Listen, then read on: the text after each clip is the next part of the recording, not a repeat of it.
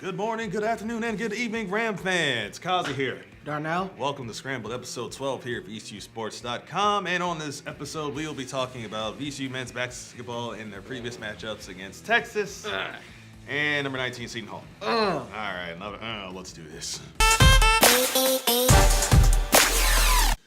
All right. Ooh-wee. Ooh-wee indeed. Let's get started. VCU, Texas. The biggest emotional game of the season by far, with the return of head coach Shaka Smart at the Siegel Center for the first time, bringing with the Texas Longhorns. Unfortunately, as previous VCU coaches when they brought their team to the Siegel Center, Shaka Smart actually won the game 71-67, their first true road game in about 11, 12 attempts for the Longhorns. Overall, the game was a big-time game in the Siegel Center. Yep. Don't you think? Yeah, definitely a big-time game. I mean, the atmosphere, the fans, they were phenomenal. They were lit AF. Not gonna say AF. the other words, Lit but AF. You get what I mean. Lit. Siegel was lit for that game. Very. It was nice seeing Coach Smart. You say you got to chat with him. You even took a picture with him at the game. And also, I had to chat with him at the game as well. And we had a doppelganger there too. Yeah. Shout out to Brandon. Brandon on this, VCU Batman. Great doppelganger that even had ESPN give him a little bit of love. Very well done, Brandon, on that one. Yeah, definitely MVP of the game. Definitely. But in terms of what happened in the game, we've right. seen the story. We've seen the storyline play itself out in the past with VCU. Yep. Slow start. Yeah. They got off to a slow start, got down by as much as 19. Mo Bamba established his game early, and they were hitting threes.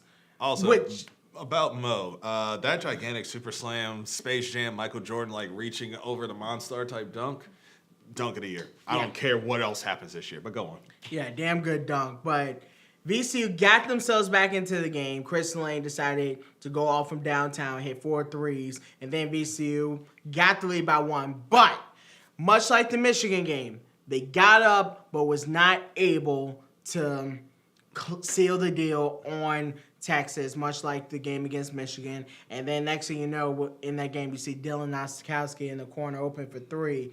And then next thing you know, that was basically the shot that put VCU down. I mean, hand down, man down. If you're a man down, you're always going to get put down. That's the way I look at it. And that's what happened. But definitely a great game, but another close one slips through the hands of VCU. Yeah, I agree with you on certain points. I believe that this was the loudest game ever at the Siegel Center, historically, bar none. Way louder than VCU UVA, way louder than VCU Butler. The fans brought it. I was also surprised a lot about the positive cheers that Shaka Smart got to when he first stepped onto the court in his suit and tie for Texas. It was about 90-95% positive. There was a little bit of a boo there, you know. Comes with the territory. But overall, it was a positive, and the fans brought it for 40 straight minutes. Even when they were down 19 points, VCU was able to make up a little bit of comeback, and it got louder and louder and louder, especially when Chris Lane got the 3-pointer to get them ahead. And I literally felt my ear almost bleed, and my body started vibrating in very different places. Giggity.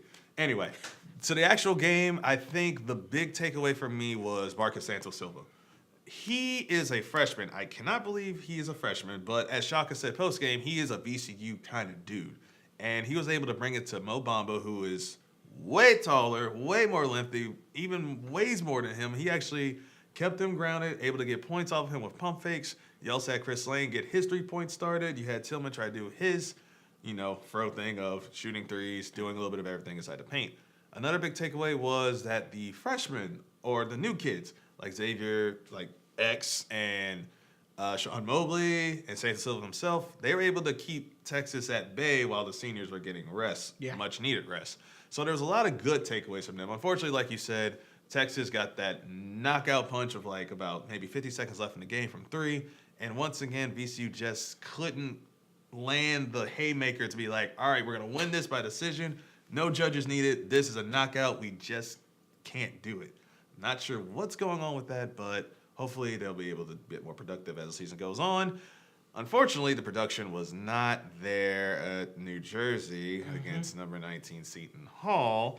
The Rams fell there 90-67 in the Prudential Center. Like we said in the preview, Delgado, Rodriguez, and that whole senior core, the main difference factor in that game. Yeah, and also the entire starting lineup for Seton Hall were in double figures. They got production for some of everywhere. And that game, honestly, VCU could have lost that by 30, honestly. I was surprised that the spread was as low as it was. I think it was like 19, 18 points. I was assuming it was going to be a lot more just by looking at the stats between both teams. Yeah, and that team, I mean, Seton Hall is probably the best team VCU has faced all year. I mean, the rank number, I mean, you don't even need that to tell you. Seton Hall is good. Senior leadership. And also, I mean, like I said, they could have won by 30 if they would they missed 9 layups / dunks early in that game. But they got 52 points in the paint overall. Yeah, and the 3-ball really wasn't there for Seton Hall, but I mean, still, they were able to get things when they shot over 60% from the field in that second half. And when VC started to get going, it was late in that first half, but Seton Hall was starting to get their feet under them and was able to establish why they were the better team. So, I mean, that game was just truly, like, I guess it was a culmination of everything with VCU this season, but it shows you the gap between those really good teams that we played already and probably really great to elite team that Seton Hall is. This would be a team that VCU would play in the tournament just in December instead of March. Yeah. Now, speaking of this, let's look at where VCU is right now. They're 5-5. All the big non-conference games that they could have put on their resume have turned into L's. Yeah. We've already seen on social media how some fans kind of sort of feel a little bit negative towards this team right about now, about coach and the players and everything else. Mm-hmm. I got the panic button right here in my hand. Am I smashing it right now? Is this the time to smash it? Or do I need to just hover it a little bit, just feel the vibration? You're right here. I'm right there, but hovering over the button, even though some fans are already smashing it. Yeah, some fans are already there, but I'm not there yet. I will say this VCU team right now, for them to get, if we're looking long term, to get into that NCAA tournament, there's the slightest of slightest chance that you maybe get in as an large team, but you have to do damn well in conference play. Like beat Rhode Island, beat some of the other teams, Bonaventure, beat those teams. But safely, you're probably going to have to win the A-10 tournament right now. Hey, we're not in the CAA anymore. We don't need to win that. No, well, A-10 tournament. But we're going back to the CAA days where that was it was a one bid league. So you're with the exception of that 1 year we made it to the Final Four, but yeah, that's aberration. So what you're saying is, like, right now, even though we're in the A-10, we're in a good conference.